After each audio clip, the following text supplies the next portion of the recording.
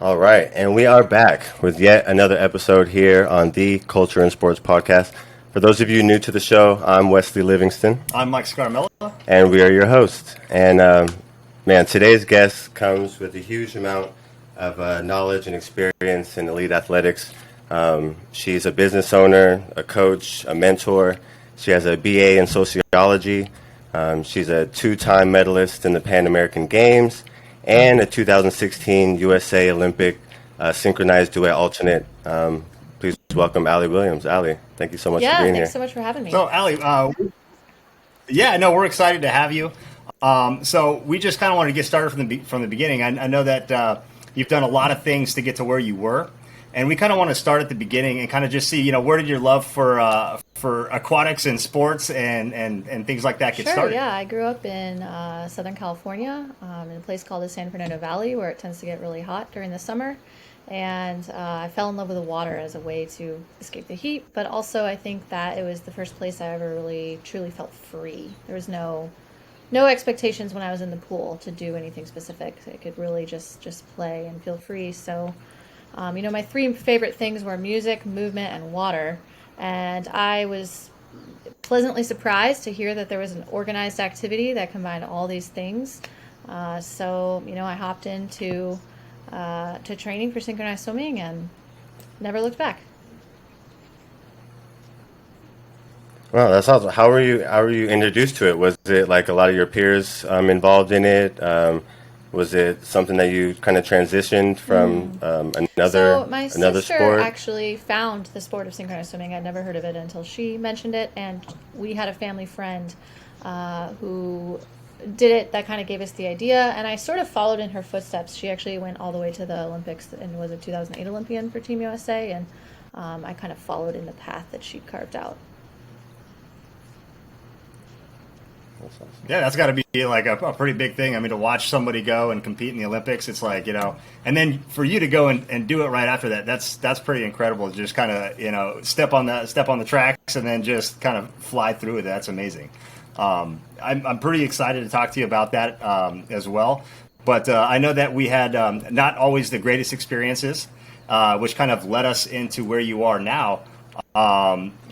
Can you go into a little bit of some of the experiences that you had when you were first coming up, and how you maybe were treated in the beginning from when you started to kind of when you started getting into the more Sure. very competitive Yeah, so portion? first I just did the recreational level, and this was really stress-free. But I think at that point in time, I was taking it a lot more seriously than anybody around me, like most of the other athletes and most of the coaches who were involved, mostly for recreation. But I had kind of this single-minded approach to wanting to be excellent, and I kept going with that, and then that led me onto Yeah. a better team, a club team that had a group of athletes who wanted to go to Junior Olympics, and so that kind of really ramped up with the expectations. I remember my early coaches being I would call them strict but fair. I never really felt much conflict with them, and I just felt like they told me what to do, and I did it, and everybody was happy. It was kind of simple back in the beginning.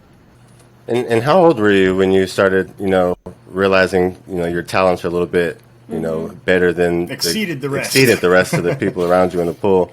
Like, how old were you when you kind of realized Well, that I think you really wanted to I take it to started at that age next 10, level? and I already kind of was the top of the pack even my first season in the recreational field, and I didn't really realize that what I was doing was abnormal, because there were people around me succeeding in the sport at the level I was. Like, for example, my friend who I mentioned earlier, who is also, getting to the elite level. And the club team I ended up joining, the only reason I was even able to do it was because I had a carpool with a couple other girls who wanted to do it. And I mean, already by age 11, age 12, I was already pushing the limits, but I didn't really notice. I didn't notice until, I don't know, probably I quit and left the national team. It always seemed normal to me. I never really realized I was great at it. I actually still thought I was bad when I was on the national team, and it's only recently, really, that I realized it was not normal.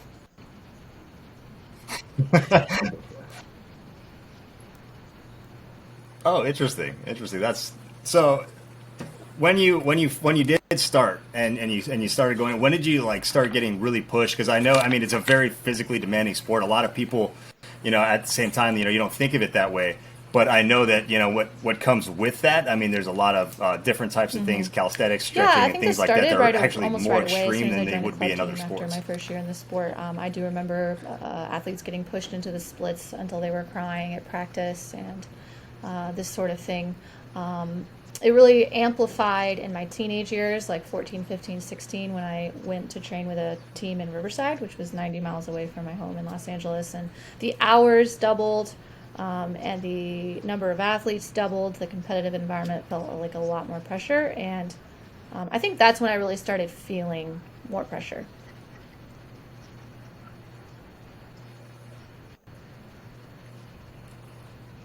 And were you still having fun Yeah, at that I time? Was it was. like I was something that really you were still, motivated, and I think it was really motivated to confusing. do? Some of the experiences I was having in it that felt negative to me were confusing with this motivation, and I didn't really have much of a way to vocalize or verbalize the confusing side of these experiences because everyone was acting like it was normal.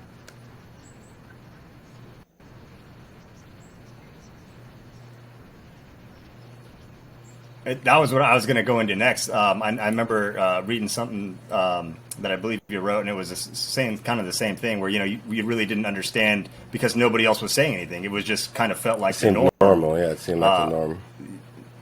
So would you say that? I mean, it was literally Yeah, we all just went along with it. I any don't other pressure remember from like other teammates? No, nobody was really anyone saying else anything ever about saying this, right? anything bad about the coaches or anything like this. I think we just kind of thought, oh, well, this is what it takes to get to be number one. And our team at that time was trying to win junior nationals, which had traditionally been dominated by two clubs in the Bay Area. So this was really new that our club was starting to win junior nationals. And I think it was just a given that we had to train harder and be stricter than those other clubs. And that was the only way to, get to gold or whatever.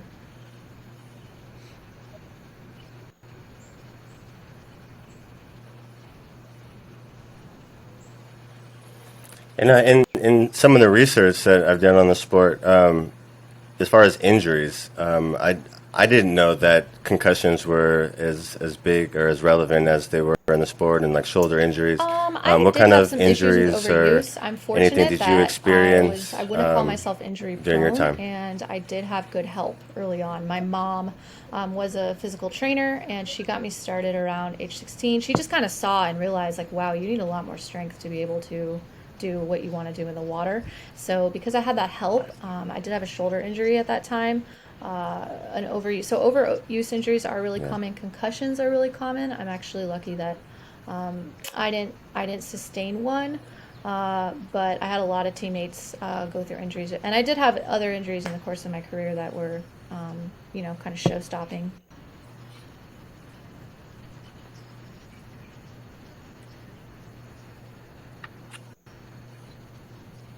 And it's pretty cutthroat. I mean, as soon as somebody gets injured, I mean, pretty much. I mean, on an Olympic team, I feel like they got to find somebody else to replace you. Do they like take you off the team? What's the situation with It that? seem like the teams are so small and it's kind of limited. So I feel like when I was in athletics, it was hard to take me out of Right. the game Yeah. as an I athlete. would say It's hard like to take a kid there out wasn't really much of oversight, the and there sport that wasn't he loves. anyone But really in charge of what checking on about for athlete well-being. And athletes did not. So there's a power imbalance there, right? Because if you're an athlete and there's something wrong with you, whether it's emotional, physical, mental, whatever, you don't want to tell anybody because that could result in you not getting to compete, right? And these other people, your coaches, have power over you because they get to decide whether or not you play or swim in this case. So there wasn't anyone asking about our well-being, and we weren't ones to offer it. And so, yeah, exactly. So this culture was created where you just didn't. It was kind of like a badge of pride to be a wounded warrior. Like the more injured you Complain could about be it. and not tell anybody about it, the more proud the coach would be of you that you were being so courageous or something. It was kind of odd.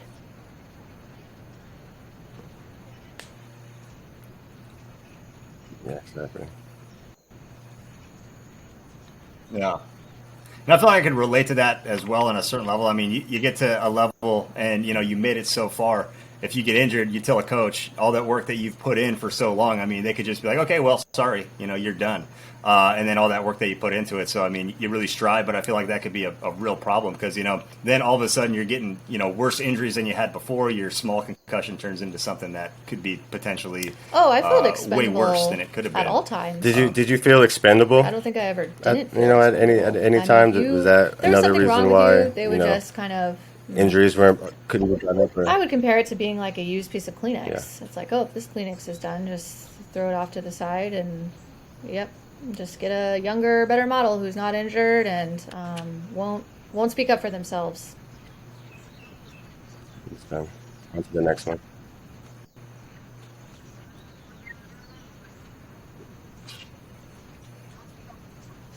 And Sure, they were pretty yeah, some of the physically sport favors demanding of your appearance. thin, from what I've read. flexible, Can you go into a little bit white, about that? I mean, what they're looking tall for and women, that kind of a preferably thing. heterosexual and affluent. I personally find it to be one of the least inclusive Olympic sports. Yeah, if you're not those things, you're more like the more of those qualities you have, the better. The ones you don't have, you're going to get harped on for. So if you weigh too much, you're going to get harped on for needing to lose weight. If you're too short, you're going to stand out to the coach of the group, and you're always going to be told you need to get higher. If your skin tone is, I don't think it's like if your skin tone's wrong, you won't get put in. But we did.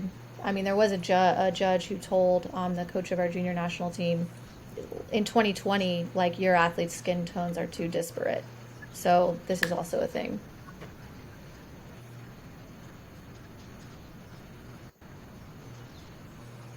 Wow.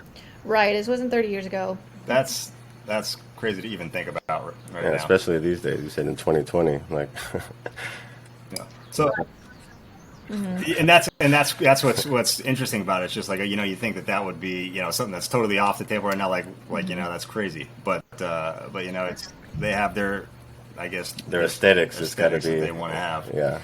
You wrote Emotional a abuse. thesis, and it was on, I believe, depression and emotional stress for athletes and emotional abuse. And I feel like you have a lot of experience with that, and that's why you kind of obviously wrote the thesis on it. But did you ever feel like you had really, really good times throughout those portions where you're still having trouble with coaches and with other So this players? might sound strange were you still to you, enjoying but yourself I don't later really on? know. When you My when you were in the brain super definitely, competitive and I know portion that of it. this is a biological thing that we tend to remember negative events really well. I really remember mostly negative experiences. I'm sure there must have been times I was having fun or laughing. I'm sure. I don't really remember those times. I mostly remember negative experiences. I remember feeling severely depressed a long time along the way, and yeah, that's all I can say.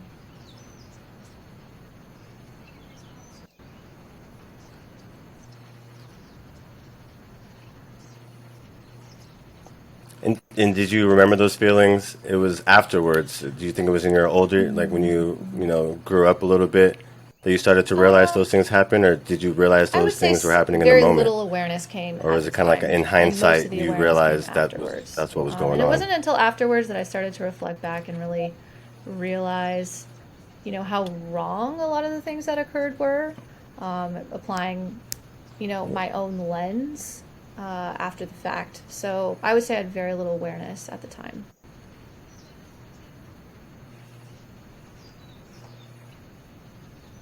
So, say if you had if you can go back and speak to your coaches so about my this type analysis of of it thing, is it now something that is you that think you I might feel go like the back now container of my and look training back on was and a place possibly for my bring up with coaches to them? play out their Or do you think own it would have been traumas no through use at power, all? control, and dominance. Without knowing their exact psychology, they seem to have a need to feel in control. This meant a lot of behavioral rules with harsh consequences for stepping outside. But a lot of the rules were actually abusive. Like, for example, don't touch the wall until we get this right, which, if you're out in the water, perpetually treading water for too long, like, at what point is it, yeah. Yeah, exactly. When does it become dangerous? Being denied food, food and water, you're prone to injury. Other coaching styles were abusive too, It like becomes being a hazard. ignored. It becomes dangerous. Um, Yeah, well, if you're me, you're and good. I just like, I Yeah. can't Especially, imagine, especially at that time, I think people are starting to become more aware of those issues, but no, I absolutely could not imagine telling those coaches, I feel like you're playing out your own trauma through power control and dominance. I don't think that would have gone over well.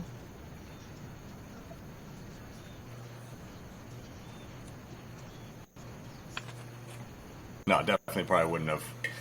Um, Definitely probably wouldn't have. So going back a little bit to your experience with the Mhm. team, I really wanted to kind of know a little bit more. Uh, Did you guys have I felt camaraderie as that a team? I mean, I on feel like we were always on a I can part of think a of like team, and we one felt or like that was maybe kind of a two family. seasons where I really felt Did you feel that at all? camaraderie. Um, and for two reasons. One is I didn't feel like I fit in.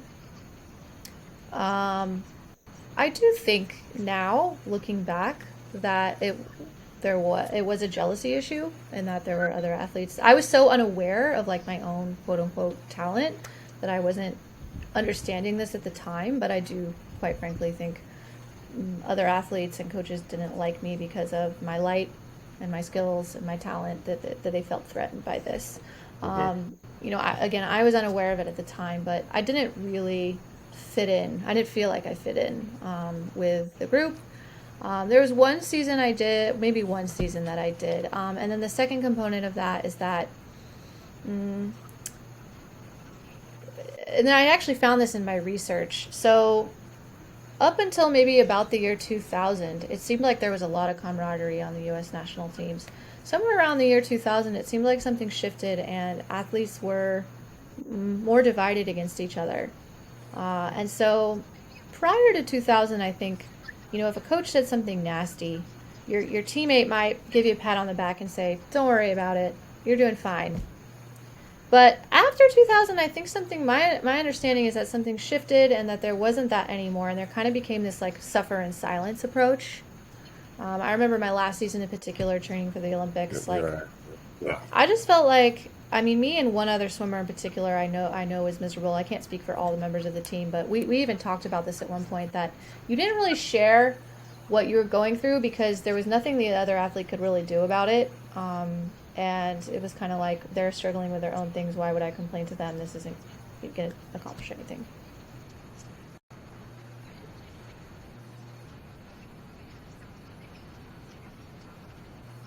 Yeah, both struggle in silence, Mm-hmm. basically. Do you think this was kind of common around Olympic sports in general, not just U.S. Olympic teams? Did you kind of see some of these antics or kind of toxic organizations sometimes with Do other you mean in teams other sports or in other countries? in other countries, even other sports? Do you kind of see this as like a common thing in like aquatic sports, or Oh, is it a other USA thing, or do you? countries I think would consider us soft. Like, they would be surprised to hear me complaining about the way I was treated. They would think like, "What are you even talking?" They wouldn't even know what I was talking about. Really? I know an athlete who was on the Ukrainian national Yeah. team at the same time I was on the U.S. national team, and the things she described as what was said to her and how training were seemed even more intense and negative than any way that I was treated. And then Okay. I had a Russian coach once who went to like three and a half Olympics or something, and so she's a three-time gold medalist, and she just told me she just got used to like floating at her nose. She said there was a whole period of time you just don't speak, like you just become a robot, and your thoughts and opinions are not welcome at all, and so she said she floated at her nose because she actually learned not to laugh either. That laughing was not going to go over well with the coach. So Huh. yeah, I mean, countries like Russia, Wow. That's China, not good. Ukraine, probably Japan as well, I imagine to be even more strict than the United States. Other countries I don't know so much. As far as other sports, I think it depends on what type of sport. So I find that the are subjectively judged performance sports tend to be have the most of these characteristics of abuse. I went to the youth Olympic Winter Games last year, right before COVID, with Team USA. And yeah, it was a lot of fun, and I was hanging out. So it's all different sports, Nice. right? And I'm hanging out with these Yeah, figure sounds fun. skaters, snowboarders, skiers, and the figure skaters were closer to, I think, my experience. But the skiers and snowboarders, I think, wouldn't be able to relate because their sport is not based on being so precise and needing. Yeah, and it's based a lot on More like an individual sport creativity as and getting well. pumped up and like being in the right zone before you do your run. So I noticed a lot more of the coaches, I think, like encouraging the athletes, trying to get them in good spirits before their run, because that seemed to be the most important thing. Whereas with us, the obsession is with being precise. So that's some of the differences. Exactly. Not so much creative, not so much creative on that. Which is which is funny because I've been on a bunch of super. I played baseball, so on a bunch of super competitive teams, and I figured really actually every team that we did really well, we actually had a good mindset. We had team camaraderie, things like that. A lot of the other teams that I was on, it was the same kind of thing. It was just like super competitive. You're worried about this person taking your position. It was stressful all the time. It's a lot. It's a lot different in those specific areas. So I think it's definitely interesting. Yeah, absolutely. Kind And of the one way thing I it find just interesting plays is out that over time. I really think, I believe and I'm confident that joy is a stronger motivator than fear. But it does take a little more time and a lot more patience. And so many coaches do not have this. I just don't think they have the capacity for it, maybe based on the way they were treated or just what they have an idea about what works. But there are coaches that have proven that positive Right. culture in sports can result in winning, like Pete Carroll with the Seattle Seahawks, Steve Kerr with the Golden State Warriors, Phil Jackson doing meditation with the Lakers, Valerie Condos Field with UCLA women's gymnastics. There are people who are proving that you can coach the whole person first and the athletes second. And not only will you still win, but your athletes are going to be more well-rounded people.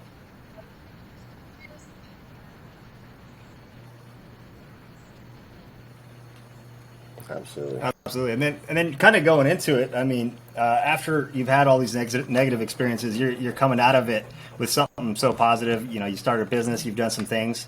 Why don't you kind of tell us what you're doing now out there in Hawaii? Yeah, I know you just had something recently out there. Mm-hmm. It was a teens retreat and a retreat for masters this past summer. Why don't you kind of tell us about how that went and if you have any, plans for any future events? Yeah, I would love to. So, we actually had started planning before COVID and then went through a lot of uncertainty with having to Oh, yeah. postpone the event a whole year due to COVID. But it finally happened this past July after a year and a half of planning. My business partner, Ashley, and I, who's also a former synchronized swimmer, but in a different area, we put this together. And the idea was to focus on the light. I call it focusing on the light side instead of the shadow side. So for me, the shadow side is focusing on competition and comparison with others. And I feel that myself and probably others who were raised in the same system I was have already done a lot of exploration of these concepts. And I wanted to explore, and Ashley, we wanted to explore synchronized swimming or artistic swimming as it's been rebranded to, as a vehicle of wellness and creative expression. So that was the Yeah. idea behind the events, and they were really fun. I mean, they were all full. We had we originally had one teenage summer camp and one adult retreat, and then the teenage summer camp filled, so we added a second one. Oh, that's Nice. awesome. So there's, yeah. But it was yeah, I really didn't even cool. We plan got on having first- an extra one. It just kind of popped up that way and just was popular right away. Yeah. We had a waiting list, and once we got a certain number of people on the waiting list, we said, "All right, let's open a third event," and then that one filled up as well. Nice. That's all you can hope for. So, do you have anything planned in the future? Near future here, any other events that you have that you think that you're going to plan? Well, we have already decided to repeat these events for next year, and I do Great. think they are. I mean, they are the only events in Hawaii, I think, at this time for artistic swimming, and I think they're the only artistic swimming events I know of that are focused on this aspect of the sport. So I do expect them to grow in popularity because I think we're not the only people who are a little bit like bored of this kind of neurotic perfectionist side of the activity and want to explore more of the fun creative side. And not to say nobody else is doing that. There are absolutely other people doing that in their own way, in their own place, but not really so much in a formal, organized fashion. And the athletes really liked it. You could tell they had a little trouble grasping what it was at first because I think it was so different than what they knew. But it was really cool seeing so we also practiced singing at these events, and as the events went along, they were making a lot more verbal expression and they burst into song even. And it was really beautiful to witness them coming out of their shells. And that's one of the things that you found joy in the beginning: song, dance, water. That's what brought you to the sport. And I feel like you're bringing that forward to these kids, and you're kind of letting them explore it for themselves, which is it's good because it's hard to kind of get into something like that unless it's promoted or it's out there. So you're exposed to it. Yeah, exactly. And you're pushing it in a positive light. Yeah, so we'll do those events again, and then moving forwards, I'm also going to go to Cancun in December with my own Masters teammates. So back in Los Angeles in 2019, there's a pretty big mermaid tribe. My sister and I, and other ladies, working professionals, mothers. Someone just got her PhD. It's a really cool group of women. We have a performance group. Is that the group of artistic swimmers? The mermaid squad? Is that you call it the mermaid squad? Is that a group of artistic swimmers? Okay, cool. How many in the group? I mean, I think probably anywhere between 10 and 25, depending on how people come and go from LA.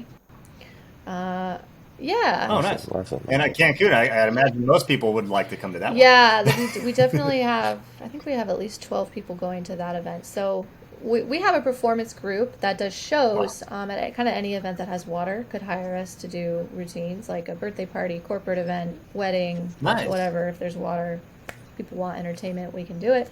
So that's kept us together as a tribe. And then in the competitive environment in 2019, we went to Masters Nationals in Tupelo, Mississippi, which was a lot of fun. And so now we're getting the gang back together to go to Cancun.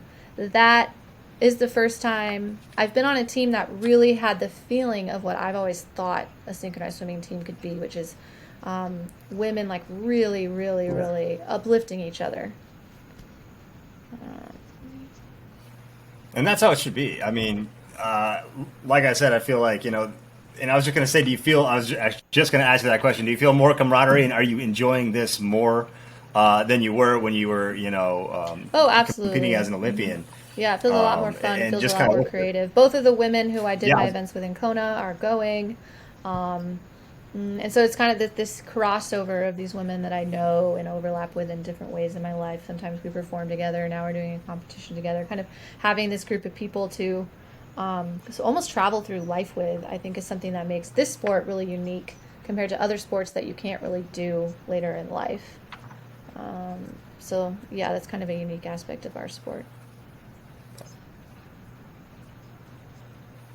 Absolutely, and I think it'd be just super valuable to just get that to the kids right away. I mean, if we could stop the toxic environments of being so pressured to do some of these things and all that stuff.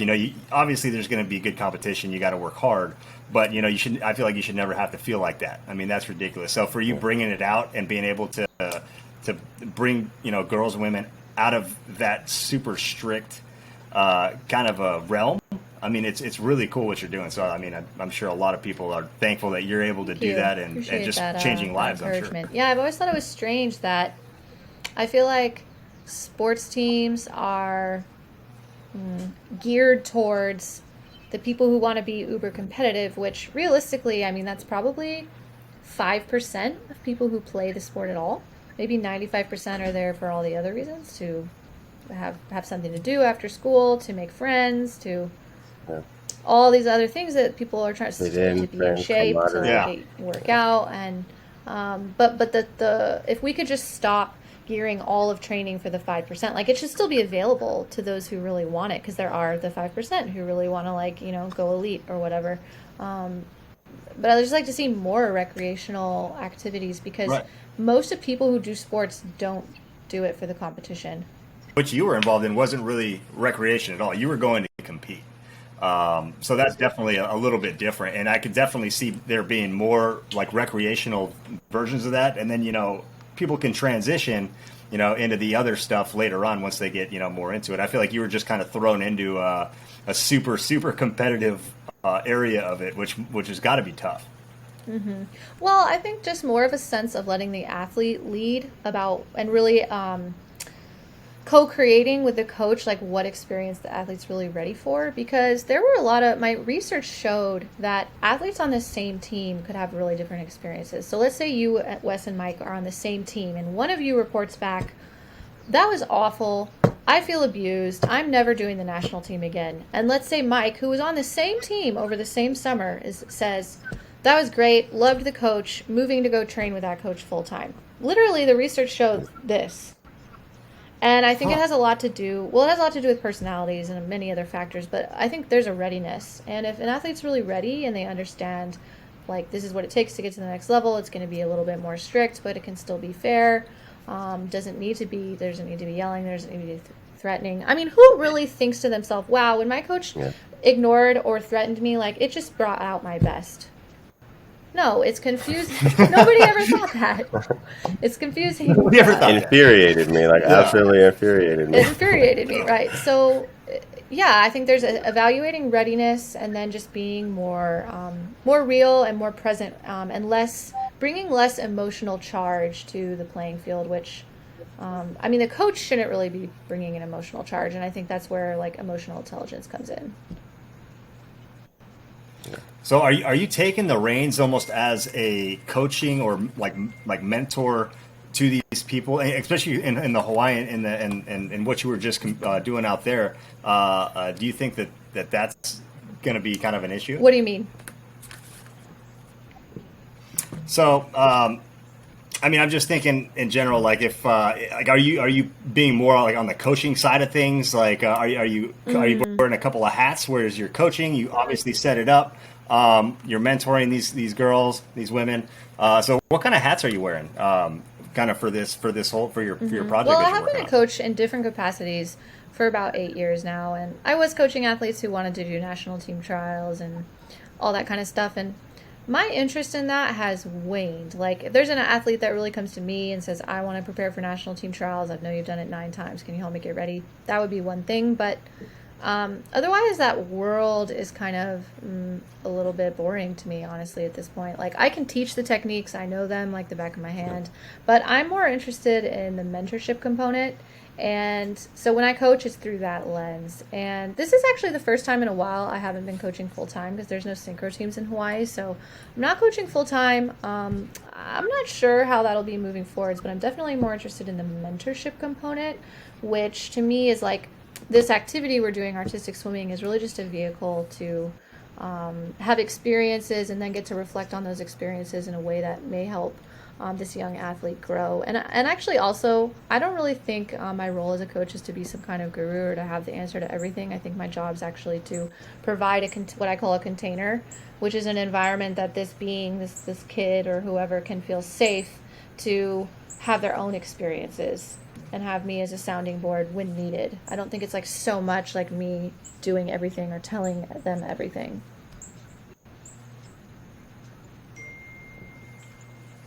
Yeah, no, I definitely see that. I think it's more of an important role to begin with, anyway.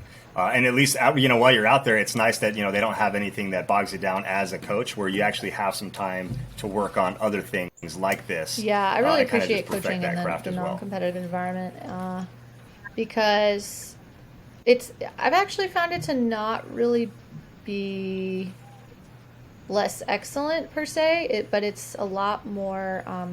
I don't know, just my theory is, like, when these kids go to college, I'm not going to be there with them. And their coach, no coach is going to be there with them. They're going to have to learn how to do their own laundry and get themselves to class and get their homework done and all this stuff. And so I don't really understand why the model of coaching kids now is this like kind of babysitting model where they're expected to not talk, listen, do everything you say. I don't understand how this prepares them for life. So I'm not really sure how I'll coach moving forward. I know I want to do these events, and I know I want to still be in a position of mentorship to especially young women. But it might even be outside of sports. Like I'm actually currently living at a retreat center in Hawaii, and I've just become the program director here, which is my first time taking on a job that's outside the sport of artistic swimming. Thank you. Thank you. Yeah, and I'd love to be part of events that are Yeah, absolutely. personal growth and development based, That's really awesome. that just kind of remove competition entirely, and I really focus more on where the individual is now and what their next stage of growth might be.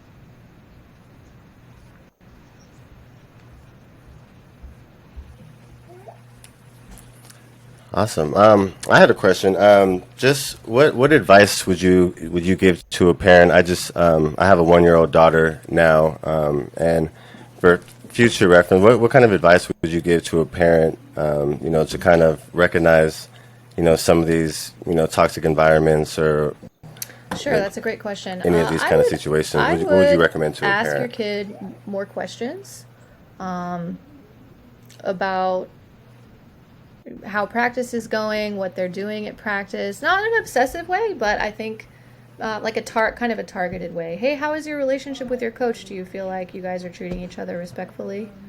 Hey, do you feel like you're having opportunities for your voice to be heard and you're, at practice? Hey, how are you getting along with your teammates? Do you feel like you're part of the group? Or, you can vary it based on what the activity is, but I think it's kind of more specific questions to understand what's going Absolutely. on.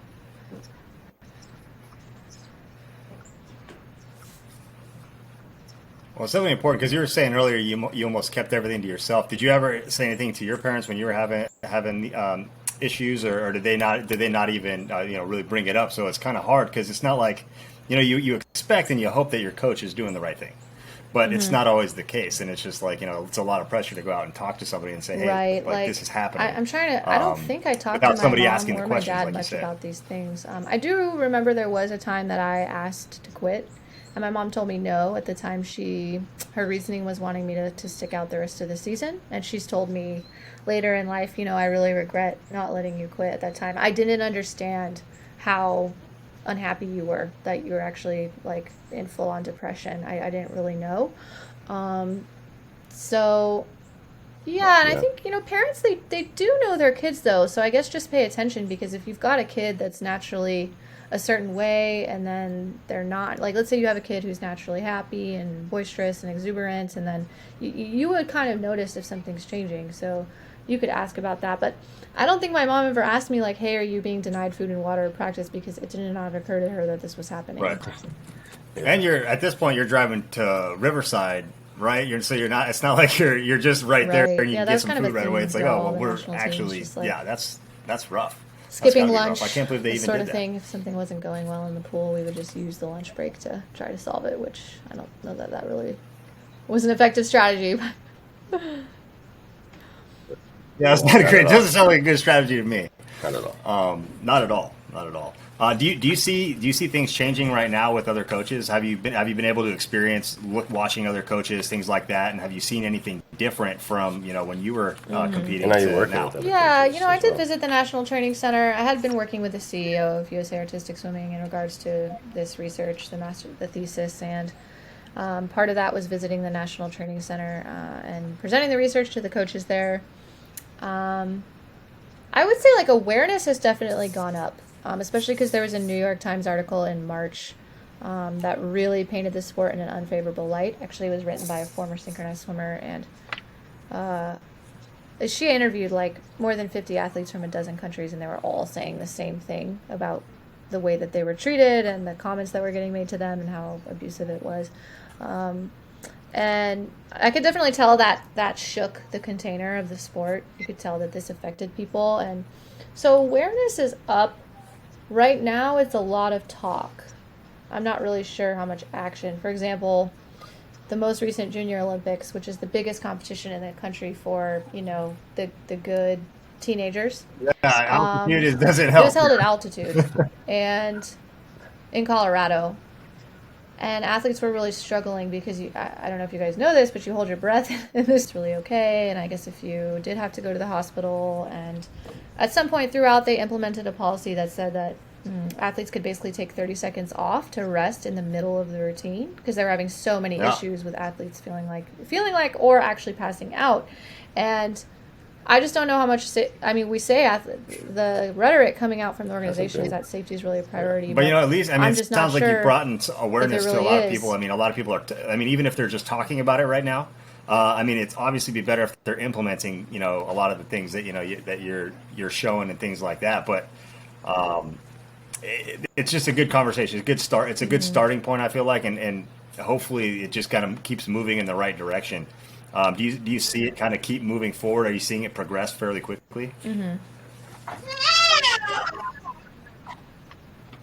Well, I think one thing that's important to remember is like my lens it can seem really negative and can seem really negative to some. And I've had people tell me, "Why is your lens so negative? Synchro's a beautiful sport. What's your problem?" And I'm sure she's going to listen to this podcast and make the same nasty comments, but no worries. That's beside the point. So my lens is negative because my experiences on the national team were very negative. But I want to emphasize that there's a lot of great coaches out there who have taught synchronized swimming in really positive ways to their athletes, and it's important to kind of like present that side of things as well. And hopefully those types of coaches will be supported and continue to grow. As far as are things headed in a positive direction, I see that there is a movement that's not just in synchronized swimming, like even what's going on with gymnastics and Simone Biles withdrawing from her competitions at the Tokyo Olympics because she had the twisties and didn't feel like she could perform. I think that was really powerful because in that moment, sports can be a really unequal power structure where the athletes don't have a lot of power. And what she did is she said, "No, actually, I am empowered, and it is my choice whether I compete or not." And so in that movement energetically did, I think, kind of harmonize a hierarchical system to be less hierarchical. So I don't know. I would like to be hopeful. Yeah. I would like to be hopeful. It sounds like it's at least going in the right direction, which is really good start. And as much as you could do, I like the fact that you keep on throwing these events. You're mentoring these kids, these women. Do you still keep in contact with a lot of the ones? So I know you just recently got done. Are you staying in contact with a lot of the athletes that you work with? Yeah, absolutely. And social media does make it, much easier to connect. We just sent out a survey that came back with a lot of, really cute responses. People they loved their free time in their cabins with each other like the most. That camaraderie, right? The friends, all and that the stuff. dolphin tour. The stuff that you had that you kind of missed out on, which is unfortunate. Yeah, exactly. We just got that survey back, and I'm sure we'll stay in touch. And I do have athletes that over the years I have more mentored on a long-term basis, and consider to be some have grown up and are even friends now, and that's always really sweet to be able to continue those relationships and be part of watching a young woman grow up into a woman. That's awesome. Her name escapes me, but you did a Q&A with a swimmer. And I can't remember her name, but was that part of another camp that you had? I think it was on like a Zoom meeting. Oh yeah. So I was coaching Nova Synchro in Arlington, Virginia. A lot of online stuff during the pandemic, and Andrea Fuentes came on. She's the current head coach of the U.S. national team, and she's like the most decorated Spanish Olympian of all times. That's awesome. Yeah, so she kind of has that clout of being someone who's won Olympic medals, so she can say, like, I do know what it takes to win. And she definitely treated the athletes in her time, like the last 3 years on the national team, in my opinion, better than they were treated during my era. And actually the research shows that as well. Because I did survey the athletes who were on the national team about a year ago, and they seemed better emotional and mental shape. So that's definitely progress. Like, how much can she do as one person against an entire system? I'm not really sure yet, but she definitely has a lot of novel approaches for how to motivate athletes without using fear as a technique. And I appreciate that. Have you been like working with her quite a bit on like getting new techniques, things like that to to train the girls and women that you guys are working with? collaborated together several times. Not recently because she was so busy getting ready for the Tokyo Olympic qualifier and the Yeah. Olympics. But we have collaborated together several times, and we could potentially in the future as well. Do you think you're seeing a change because a lot of the coaches now were, ex-players before, and they, kind of want to change the whole culture of the sport as well? Do you think that's, as time goes on, as players go into coaching, do you think that's why the change is kind of happening as it's happening? Yeah, I think that's definitely part of the reason. I mean, there are a lot of former athletes that are involved in various ways, maybe on the board of USA Synchro or, sorry, USA Artistic Swimming, or maybe as coaches that are doing things in a more positive way. I think the best analogy is honestly politics. Like, think about who's running the country, think about their average age, and then think about it. There's kind of this old guard that's hanging on, and it feels to me like they Yeah. don't want to let go of control, and they don't really want to let the new in. And then there's kind of, You see it in baseball a lot, yeah, or, you got me. Yeah. football, yeah, yeah, Yeah, and then there's yeah, kind of all the other absolutely. people who are like ready to do this new way, and eventually it'll hit a saturation point, right?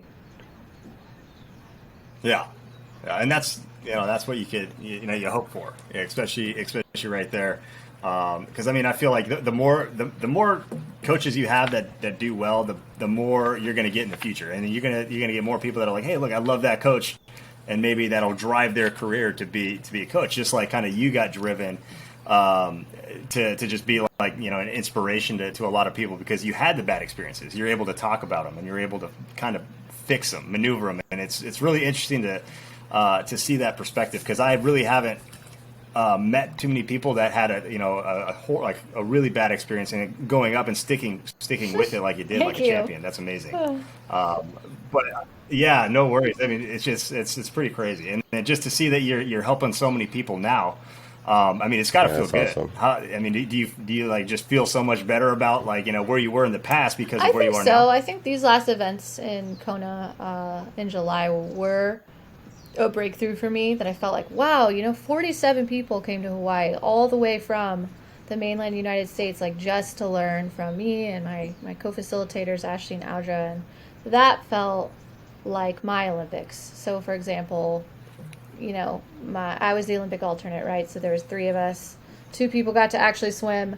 I was the third, and that's what they got. They got to actually swim in the Olympics and compete and perform. Maybe that was their Olympics, their kind of culminating activity. But these events were actually at the same time as the Tokyo Olympics, and I remember thinking to myself, like, this is kind of my Olympics. This is my culmination for everything that I put in. Is now getting to transfer this and transmute these energies and be able to have access to and provide this positive experience for so many people, and that definitely felt meaningful. Absolutely. I didn't realize that people were. I mean, because I knew you were doing it out there in Hawaii. I didn't know if you were just working with the local population, people that were there. I didn't realize people were flying out. I mean, Yeah, that's thank that's you. It incredible. was a lot of trust to have to gauge with COVID, figure out if it was going to happen or not. And Right? Yeah. Yeah. Yeah. Exactly. why do you think Hawaii doesn't have like a real organized, Um, synchronized swimming the place team? where I Why live, the or organization? the median income is like $12,000 a year. I don't think it's like these cities in on the mainland that have these high income people who are putting their kids in all these Okay. sports and this and that. It's a very different culture here. Not to say they're not interested in sports. I don't know if they are or not, but there are not really any other mermaids either. So I like to swim in natural bodies of water now, and I make more art. I actually just uploaded a new piece of art to my YouTube yesterday that I'm pretty excited about. It's just me in the ocean with a GoPro. But I think I'm the only artistic swimmer Nice. here, and I don't know exactly why that is. I don't really. There is a local pool. I know they're doing like one lane only during the pandemic, and I don't know if they rent it out. But I guess somebody could try to get that going. Oh, really? Huh.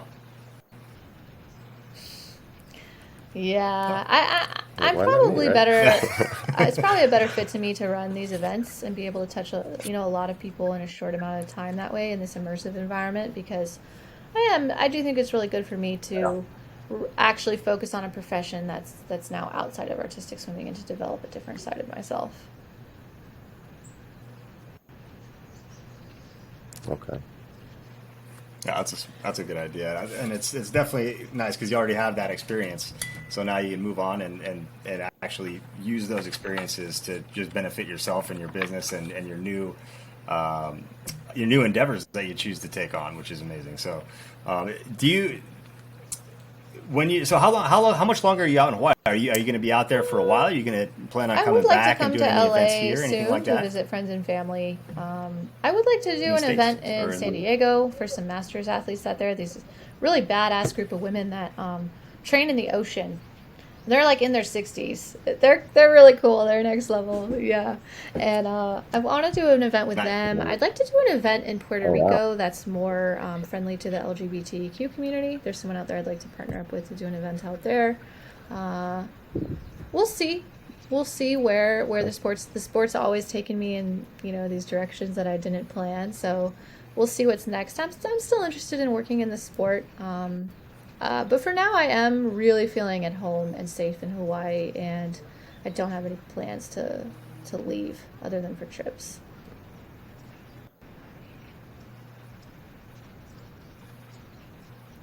Exactly. You ripped that Yeah. home flight ticket away, huh? You ripped that up. Like, had to go. Well, I mean, Ali, thank you so much for. I don't want to take up any more of your time. We've been on here for a little bit, but thank you so much for talking about your time, your experiences, and you're sharing your time with us today. So Yeah, and best of luck to you. I mean, I know that you're already touching live, so I mean, keep doing what you're doing, and I do believe we'll probably want to Yeah, follow that'd up be- with you soon and see where you're going, and maybe even get you on again to talk about what you're doing here in the future.